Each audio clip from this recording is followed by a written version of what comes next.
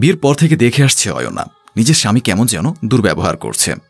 বিছানা গোছানোর সময় অয়না তুহিনকে বলল, চলো না ঘুরতে যাই, না হলে আমাদের বাড়ি থেকে একটু ঘুরে আসি।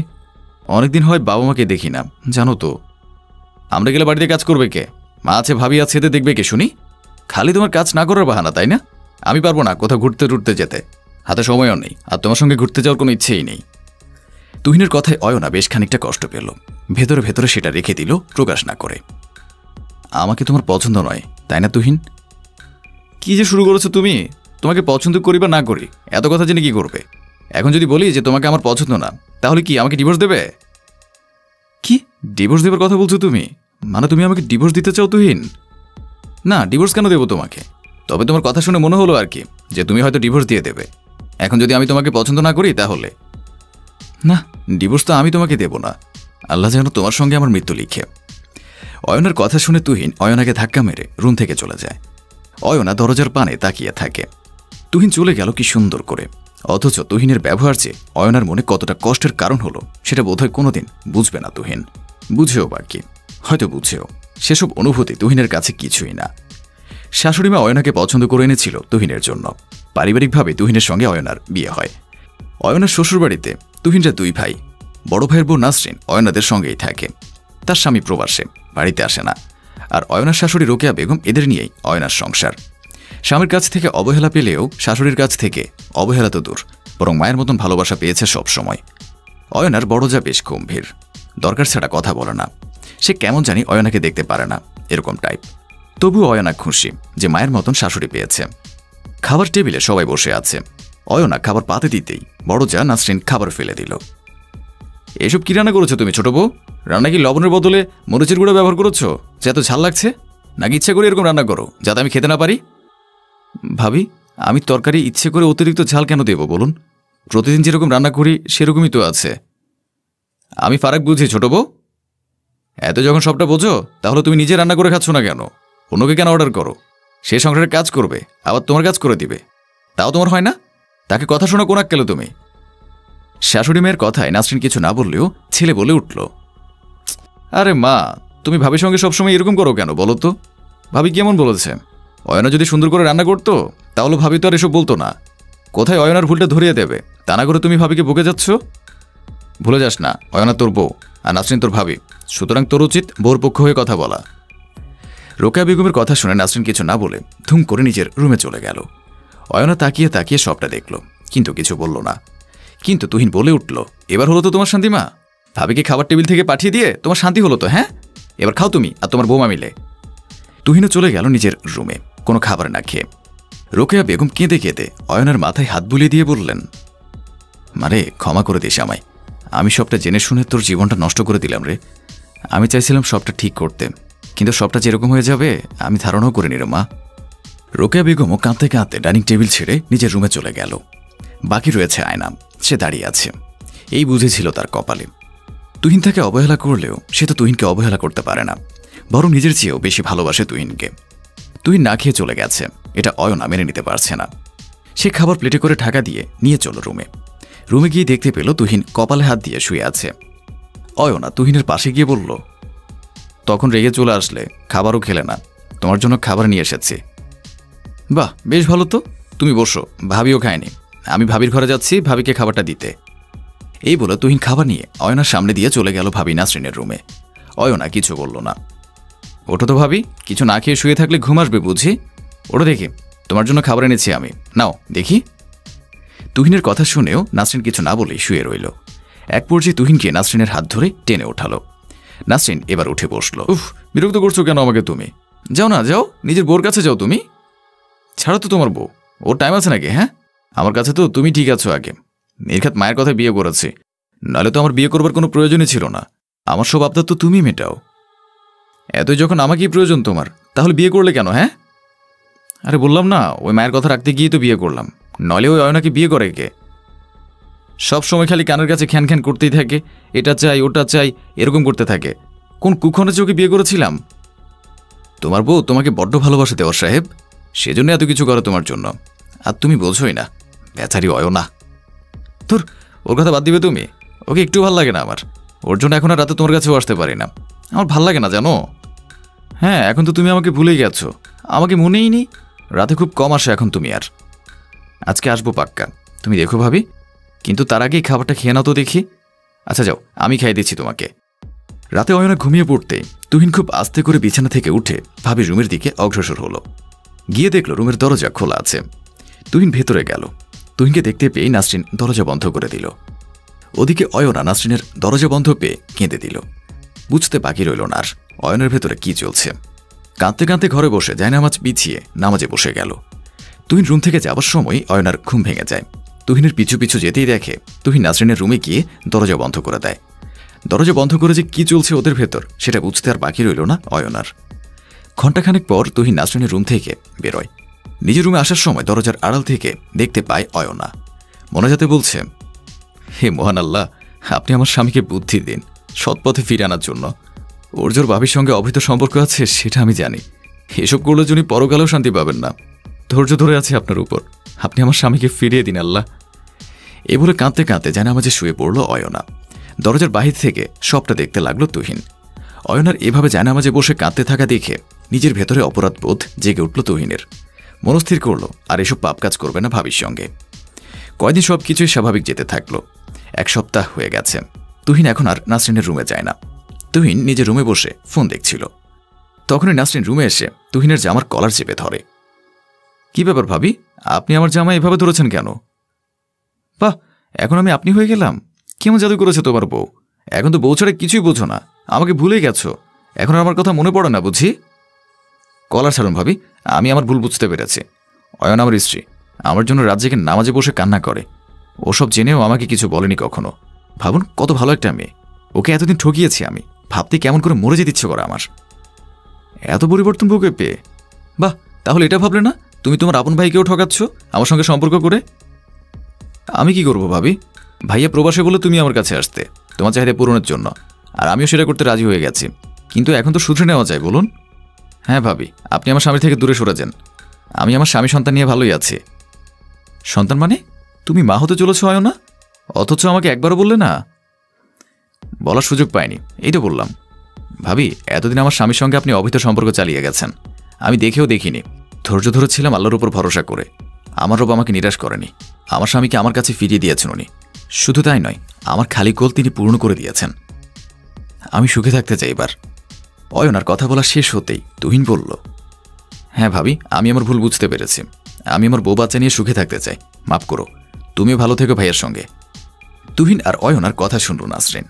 কিছুক্ষণ চুপ করে রইল, কোনো কথা বলল না। সেজন্য অয়না আবারও বলল, আমি তো আমার স্বামীকে ক্ষমা করে সুখে সংসার করছি।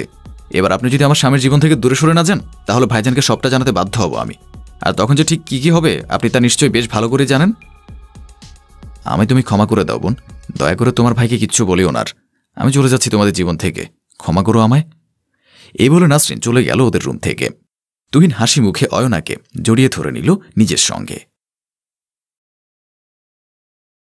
বাইরে থেকে এসে সামিয়া দেখল তার বোন দিশা তার স্বামী আকাশের পাশ ঘেঁষে বসে থেকে গল্প করছে। সামিয়াকে দেখেও কোনোরূপ ভাবান্তর হল না দিশার মধ্যে। তুমি এসে গিয়েছ? কোথায় গিয়েছিলে? তোমাকে নিয়েই কথা চলছিল। সামিয়া আকাশের কথার কোনো উত্তর দিল না।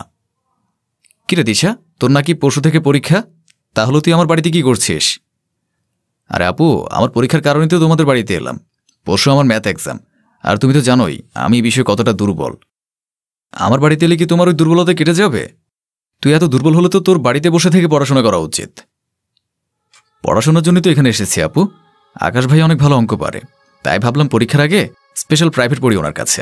কি বল আকাশ ভাইয়া? হ্যাঁ হ্যাঁ, সেটাই তো। ঘরের লোক থাকতে বাইরের লোকের কাছে পড়ার কি দরকার? আমি তো ভালোই অঙ্ক পারি।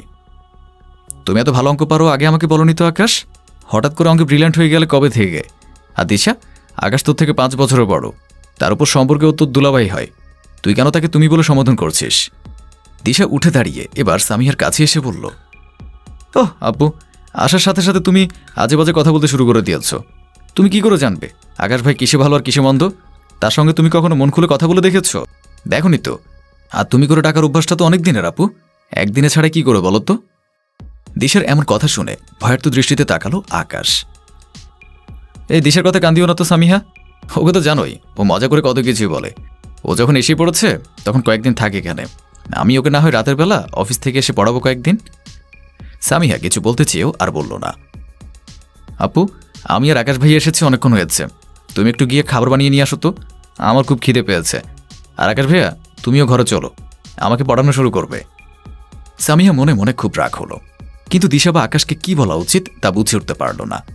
কারণ দিশা তার নিজের বোন, তবে তার আকাশের সঙ্গে এমন মধুর আচরণ সহ্য হচ্ছে না।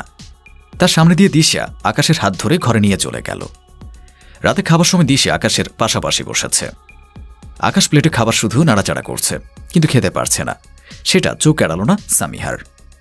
কি ব্যাপার আকাশ, খাচ্ছ না কেন? বিরিয়ানি কি ভালো হয়নি? বিরিয়ানি তো তোমার খুব পছন্দের। না, ভালোই হয়েছে বিরিয়ানি, কিন্তু আজ খাওয়ার রুচি হচ্ছে না আসলে। সন্ধ্যাবেলা নুডলস খাওয়ালে তো, তাই এখন পেট ভরা। সন্ধ্যাবেলা খেয়েছিলেন নুডলস, এখন বাজে রাত 10টা। বুঝি না মাঝে মাঝে তোমার কি হয়। আকাশ ভাইয়া তোমায় তো শুধু বলেছে তার বিরিয়ানি পছন্দ, কিন্তু যার তার হাতের বিরিয়ানি পছন্দ করে না, সে আমার হাতের বিরিয়ানি পেলে তো একেবারে 2-3 প্লেট সাবার করে দেয়। তুই আবার কবে বিরিয়ানি বানিয়ে আকাশকে খাইয়েছিস? আগেরবারে সে তোমার সঙ্গে মিলে বানালাম না, ভুলে গেলে? সামিহা আর কোনো উত্তর দিল না। খাবার খেতে মন দেওয়ার সময় হুট করে তার হাত থেকে চামচ পড়ে গেলে, ঝুঁকে চামচ তুলতে গেলে টেবিলের নিচে জঘন্য দৃশ্য দেখে চিৎকার দিয়ে দাঁড়িয়ে গেল সামিহা। এ কেমন অসভ্যতা দিশা, তুই তো দুলাভাইয়ের পায়ের উপর পা রেখে বসে আছিস, এমন শিখে কোথা থেকে পেলি তুই? সামিহার চিৎকারে আকাশ আর দিশা তড়িঘড়ি করে উঠে দাঁড়ালো। আসলে আপু, আমি খেয়াল করিনি। খেয়াল করিসনি মানে? একে তো তুই তার পাশে বসেছিস, তার উপর পায়ের উপর পা তুলে আছিস, লজ্জা কি সব মাটিতে মিশিয়ে দিয়ে আমার বাড়িতে আসিস? ও আসলে খেয়াল করেনি সামিহা, আমি কিছু মনেও করিনি। তুমি আমার সাথে কথাই বলবে না, তোমার নিজেরও লজ্জার ঘৃণা কমে গেছে বলেই ওর ব্যবহারগুলো সহ্য করছো। আর দিশা, এমন করলে আমি তোকে এই বাড়িতে থাকতে দেবো না, আর মনে থাকে জানো। এই বলে সামিহা খাবার রেখে রেগে মেগে নিজের ঘরে চলে গেল। বিছানায় বসে আছে সামিহা, চোখে মুখে এখনো রাগের ছাপ স্পষ্ট। রাগ কিছুতে কমানো যাচ্ছে না, মাথাটা যেন ফেটে যাচ্ছে তার স্বামী আর বোনের ঘনিষ্ঠ দৃশ্য দেখে। এমন সময় আকাশ হাতে বিরিয়ানি প্লেট নিয়ে ঘরে প্রবেশ করল। সামিহার পাশে বসে আদুরে গলায় বলল, এভাবে খাবার ছেড়ে উঠে এসেছো কেন সামিহা? একটুও খাওনি তুমি, খালি পেটে থাকবে কি করে? নাও, খেয়ে নাও। তোমরাই খাও, আমার খিদে নেই। তোমাদের আমার কর্মকাণ্ড দেখে খিদেটা গায়েব হয়ে গেছে। তুমি না খেলে আমি কি করে খাই বলো? হঠাৎ আমার খাওয়ার সাথে তোমার কিসের স্বার্থ? দিশের স্পর্শ পেয়ে তো ঠিকই খাচ্ছিলে। তুমি নিজেও দেখেছ আমি খেতে পারছিলাম না, তবু কেন কথা বলছো? কারণ আমার খুব খারাপ লাগছে আকাশ, আমি মেনে নিতে পারছি না দিশার এই আচরণ। রাগে আমার মাথায় রক্ত চড়ে যাচ্ছে। বললাম তো দিশা ছোট, এমনি ঠিক হয়ে যাবে আস্তে আস্তে। আমি খাইয়ে দিচ্ছি, খেয়ে নাও, তাহলে মাথার পেট দুটোই ঠান্ডা হবে। আকাশ যত্নের সাথে সামিয়ার মুখে খাবার তুলে দিল।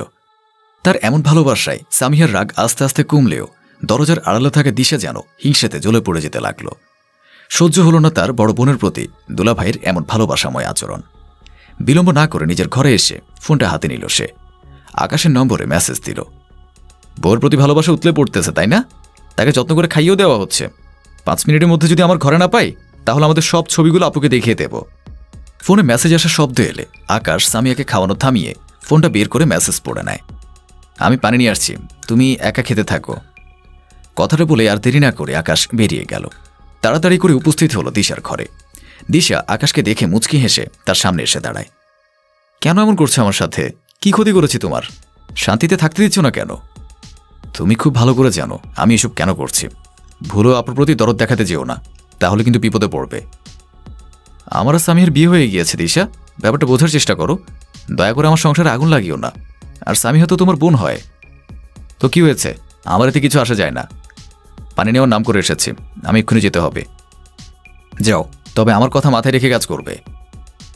সামিহা এসবে চরম বিরক্ত হলেও প্রকাশ করতে পারত না ঠিক করে, কারণ দিশা তো তার নিজেরই বোন। একদিন অফিস থেকে তাড়াহুড়ো করে বাড়িতে ফিরে আকাশ দিশার রুমে ঢুকে পড়ল। সামিহাকে যেন চোখেই পড়েনি আকাশের। আকাশ দিশার ঘরে ঢুকতেই দিশা মৃদু হাসি দিয়েই আকাশের কাছে এসে বলল, এতক্ষণ আসার সময় হলো? কতক্ষণ আগে কল করে তোমায় ডেকেছে? অফিসে আমার একটা নির্দিষ্ট টাইম টেবিল আছে দিশা, তুমি ডাকলেই তো আসতে পারবো না, আমার কাজ থাকে অফিসে। ওসব আমার দেখা দরকার নেই, আমি ডাকলেই তোমাকে আসতে হবে, এতটুকুই আমি জানি। নয়তো তোমার আর আমার ছবিগুলো আপুকে দেখিয়ে দেব। শুধুই একটা কথা বলেই আমাকে নিজের মতো করে চালাতে পারছো তুমি। কেন করছো এমন আমারও তোমার নিজের বোনের সাথে? তোমার সঙ্গে তো আমার প্রেম ছিল শুধু, তাও বিয়ের আগে। তুমি নিজে আমাকে ছেড়ে দিয়েছিলে, আমি তো কোনো অভিযোগ করিনি। যে আমার বিয়ে হলো সে আবার সংসার ভাঙতে চলে এলে তুমি। আর সেসব বিয়ের আগের ছবি দেখানোর ভয় দেখিয়ে আমাকে সবসময় কাছে টানো। আমি এসব নিতে পারছি না।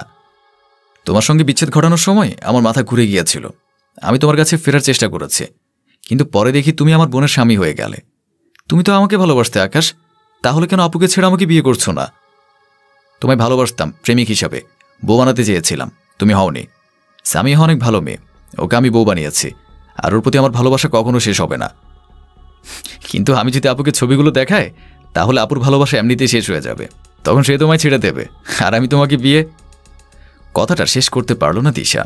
তার আগে তার গালে সপাটে চড় মেরে দিল সামিহা। গালে হাত দিয়ে দিশা চোখ বড় বড় করে তাকিয়ে রইল। তোর সাহস তো কম নয়, তুই আমার স্বামীর দিকে নজর দিস, আবার তাকে বিয়ে করার কথা বলিস। ছি দিশা, ছি! তোকে আমার বোন ভাবতেও লজ্জা লাগছে। আমি শুনে নিয়েছি দরজার আড়াল থেকে। আমার ছোট বোন এত নিচু মনের মেয়ে আমি কখনো ভাবতেও পারিনি। দিশা মাথা নিচু করে রইল। বুঝলাম আকাশ তোর প্রেমিক ছিল, তুই তোকে ছেড়ে দিয়েছিলি, তাহলে এখন কেন ওকে শান্তি দিচ্ছিস না? একটা কথা নিজের মাথায় ভালো করে ঢুকিয়ে নে। আকাশ তোর প্রেমিক ছিল, অর্থাৎ তোর অতীত, কিন্তু আকাশ এখন আমার স্বামী, আমার বর্তমান আর আমার ভবিষ্যৎ। আর আমার ভবিষ্যৎকে আমি নষ্ট হতে দেব না। আপু আমি। সামিহা তার কথা না শুনে তাকে ধাক্কা দিয়ে বলল, তুই এখনই আমার বাড়ি থেকে বেরিয়ে যাবি। আমি তোকে আমার চোখের সামনে এক মুহূর্ত দেখতে চাই না, আর ভুলেও কখনো আমার বাড়িতে পা রাখবি না। আর আকাশের সাথে যোগাযোগ করার চেষ্টা করলে আমার চেয়ে খারাপ কেউ হবে না। দিশা একবার সামিহা আরেকবার আকাশের দিকে তাকিয়ে বের হয়ে গেল। সামিহা এবার দীর্ঘশ্বাস ফেলে আকাশের দিকে তাকাতেই আকাশ তার হাতটা ধরতেই সামিহা নিজের হাত ছাড়িয়ে বলল, আমার হাত ধরবে না। তোমায় দিশা ব্ল্যাকমেল করছিল, তুমি আমায় আগে জানোনি কেন? জানালে তো এত অশান্তির সৃষ্টি হতো না। বিশ্বাস করো, আমি প্রথমে জানাতে চেয়েছিলাম, কিন্তু দিশা আমায় বলেছিল তুমি আমায় বিশ্বাস করবে না, বরং ও তোমার ছোট বোন হওয়ায় ওকে বিশ্বাস করবে আর আমায় ছেড়ে দেবে। আমি তোমায় হারাতে চাইনি সামিহা, খুব ভয় পেয়েছিলাম। ও আমার বোন হলেও তুমি তো আমার স্বামী, আর আমাদের সম্পর্কে এতটুকু বিশ্বাস আছে। তোমায় অবিশ্বাস করব না আমি, সত্যতা যাচাই করে দেখব। পরেরবার থেকে এমন পরিস্থিতি এলে সবার আগে তুমি আমায় জানাবে। যথাজ্ঞা মহারানী।